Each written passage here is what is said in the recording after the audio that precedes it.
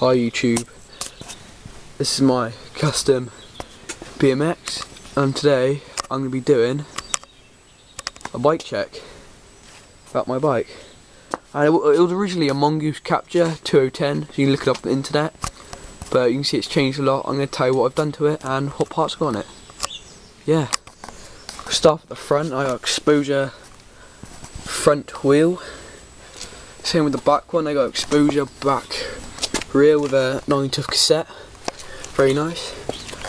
And I got exposure stem, followed on by Salt rise bars, and these grips, I don't know what grips these are, but they're quite comfy and nice. And yeah, following to the middle I got a stolen mob crank, followed on by demolition pedals.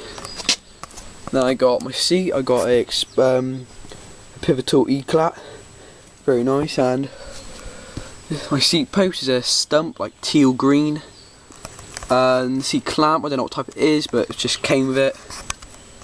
On the other side I got a, you can see that, exposure 25-tooth sprocket and a half-link red chain.